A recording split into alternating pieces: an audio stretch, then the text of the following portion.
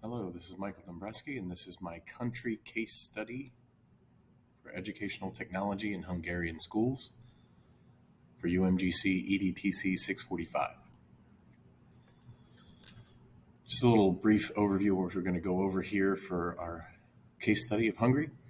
We're going to have a introduction, purpose statement, a couple statements, ed tech issues and practices, making comparisons, research findings, interview insights, what we can learn from Hungary, failings, successes, summary of the case study, and some conclusions. I also have the reference page at the end. The integration of technology has been a growing trend in education. Pandemic pushed this forward around the world, but there still seem to be gaps in this progress and even regression in many places, returning to in-person learning in K through 12 schools. So my initial research suggests that education in Hungary is behind other countries in terms of technology integrated learning. There has been progress in higher education there in terms of developing more technology integrated learning, focusing more on training and professional development for educators, and utilizing more technology resources in the classroom. But this progress has been really slow, or it's still in the developmental phases. Two interviews I conducted with educators and leaders in Hungarian schools confirmed these findings and identified many of the obstacles facing the successful integration of technology in schools there.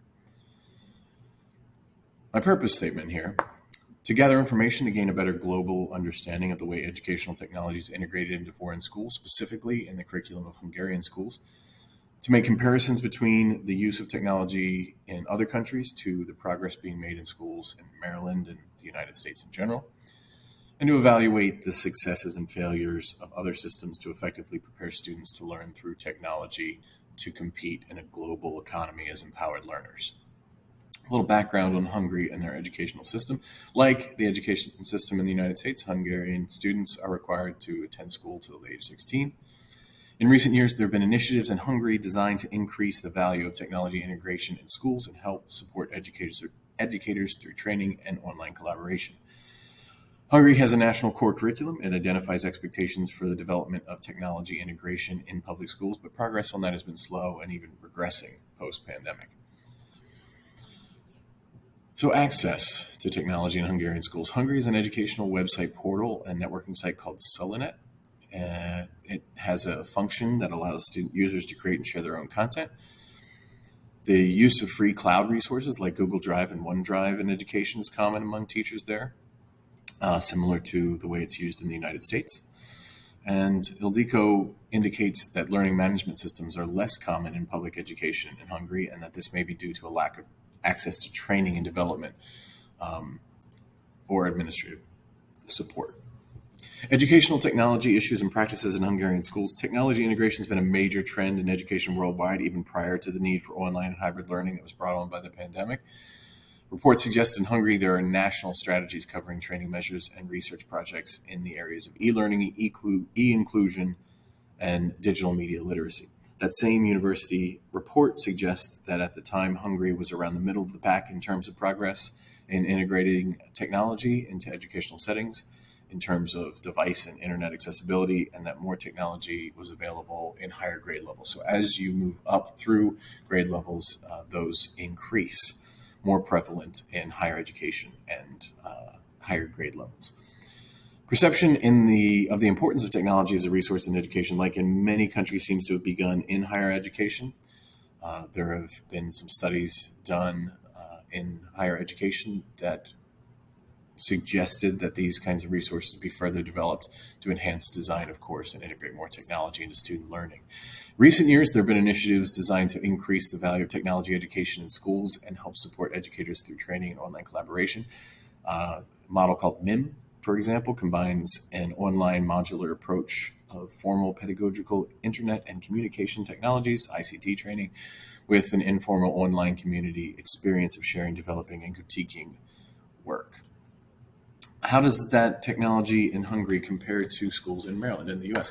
Well, similar to my district, some major areas highlighted as needing continued development are training staff and methods to successfully integrate technology in classrooms, developing digital literacy, making improvements to existing curriculum to ensure successful technology integrated instruction, Technology integration in Hungary initially seemed to be in a similar stage of increasing development compared to the United States and other European countries, but the actual progress in integrating technology seems to be far behind the norm for other countries, with some indications that progress has slowed and even regressed in recent years. One of the biggest deficits identified in research and firsthand accounts is the lack of proper training and development in ICT integration for educators and professional development in and use of instructional technologies mandated in my district, but there's little improvement in this area in Hungary, with most younger educators choosing to incorporate technology into their lesson activities at their own accord. So it's not mandated, they just tend to do what they can.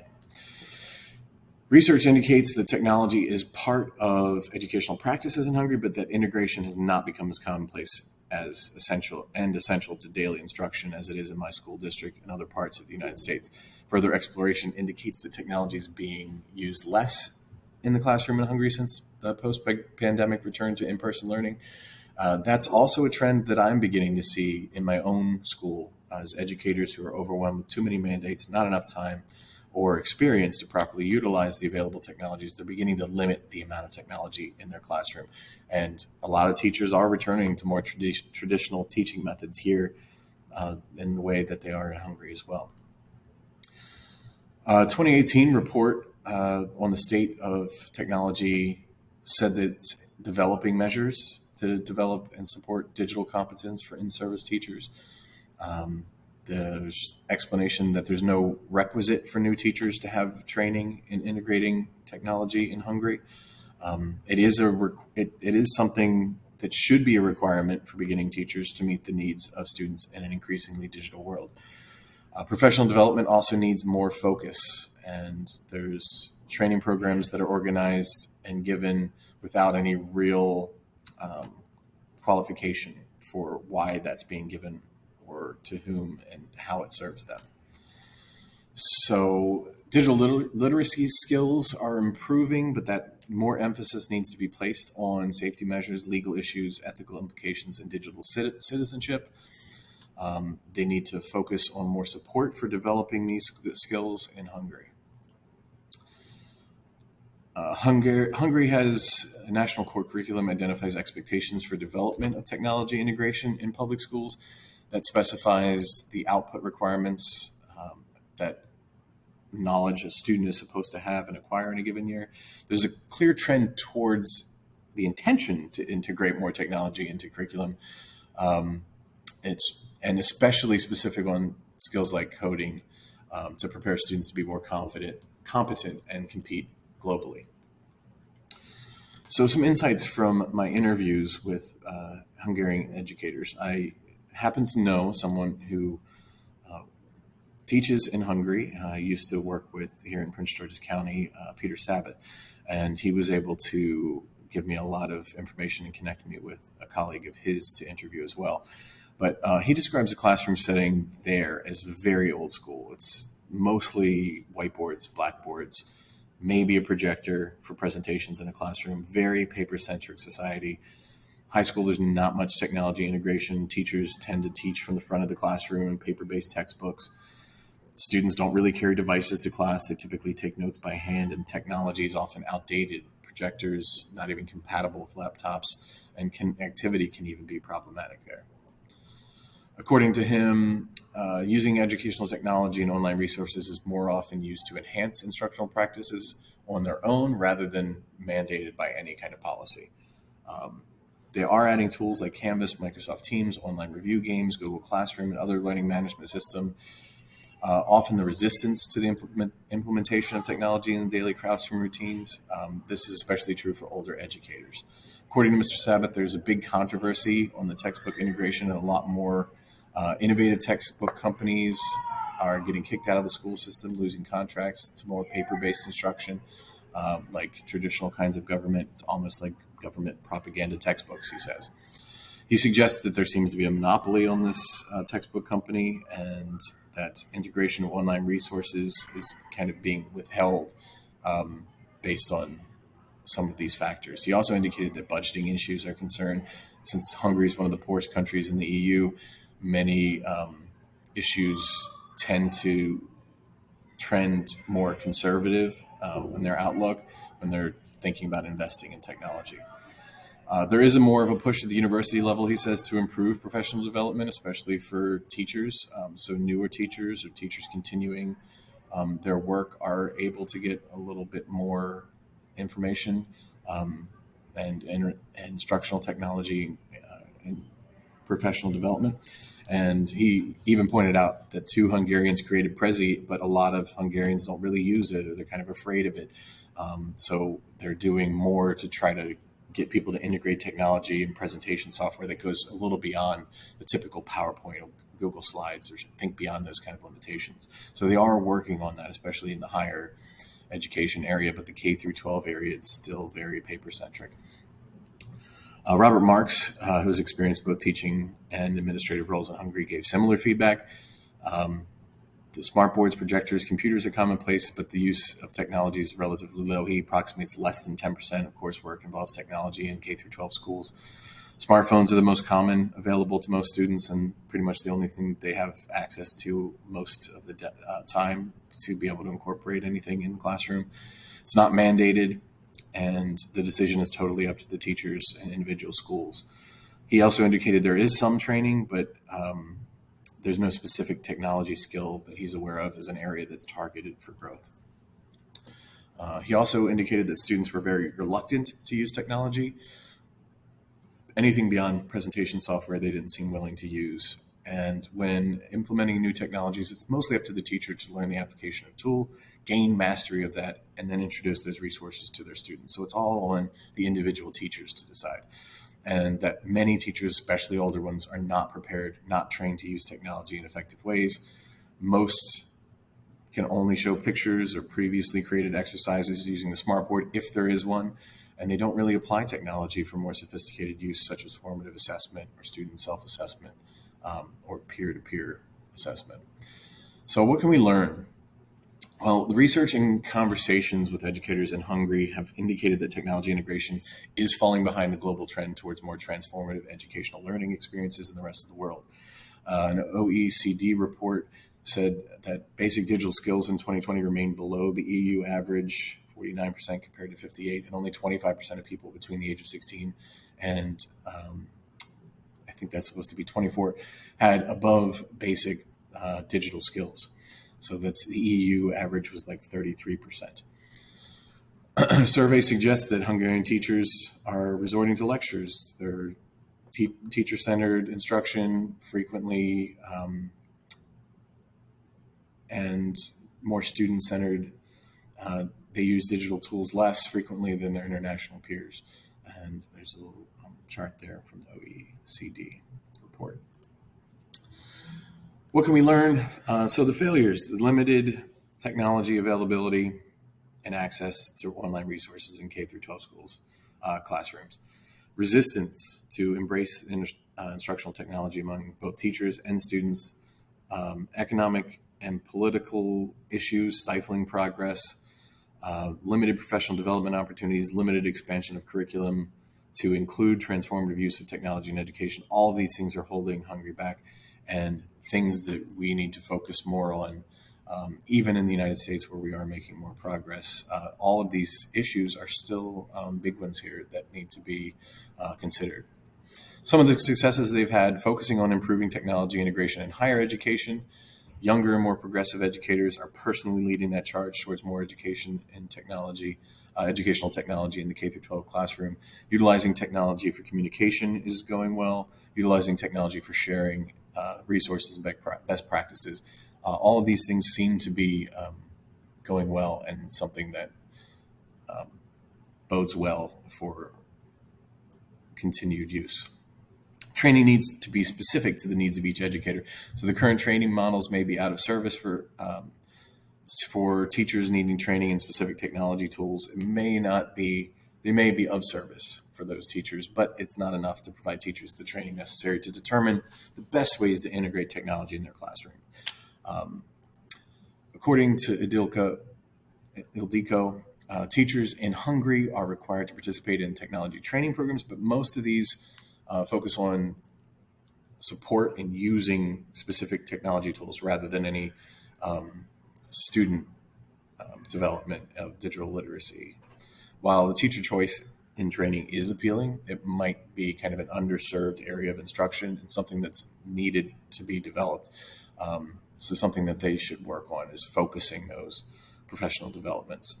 Integrating technology into K through 12 education is a growing trend in education in Hungary. It has been everywhere in the United States and other EU countries. Pre-pandemic data suggests that while not leading the way in development, they are trending towards significant updates to the way they apply technology and online resources to the structure of their elementary and secondary programs. There are even some government initiatives that are trying to focus more on the digitization of their economy, which is still, just like the classrooms, very low tech. A lot of the drive to introduce technology in the classroom is dependent on individual teachers and their personal willingness or desire to integrate those resources. That's not enough to push this forward. The pandemic seems to have sped up the push to integrate this, but the implementation is slow and sporadic and based on resistance from older educators.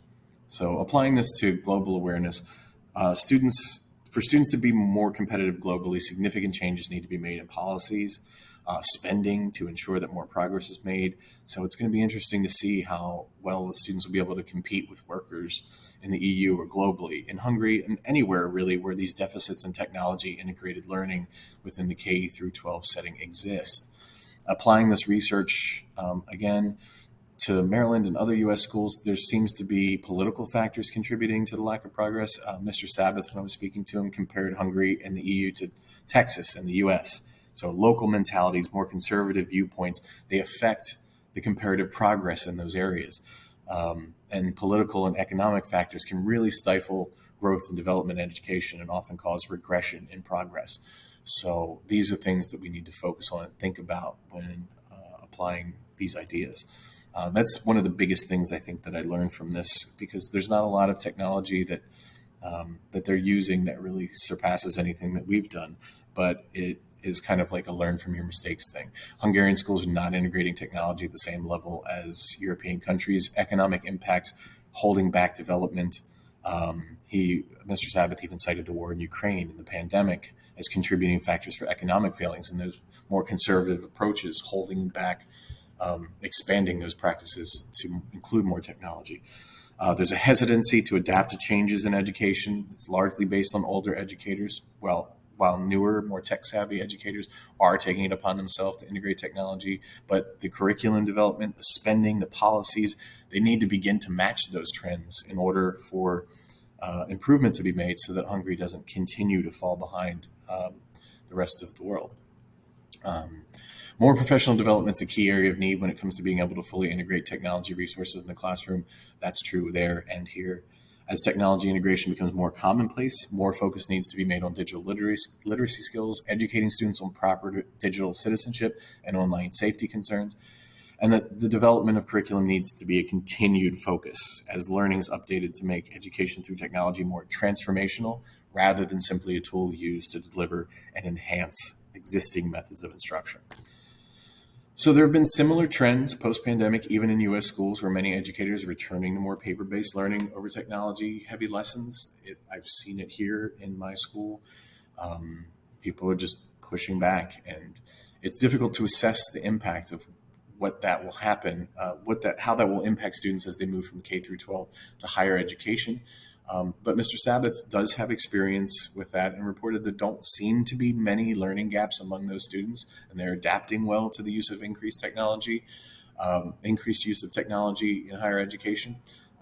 But I'm curious how much that growth is not living up to expectations there that could, if we added more to the K through 12 setting, how much further these students could progress. So there's also some promise for development, as suggested by Mr. Sabbath and his work in higher education. He indicated that there are efforts being made to ensure that new educators and those continuing education are experiencing newer trends in education. educating students through effective technology integration, utilizing online tools and resources. That focus on advanced technology training for educators in the United States should also continue to be a focus to ensure that our students are able to measure up to global standards. Here are my references.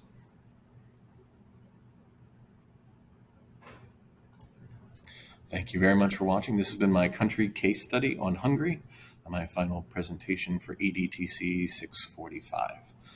Michael Dombroski.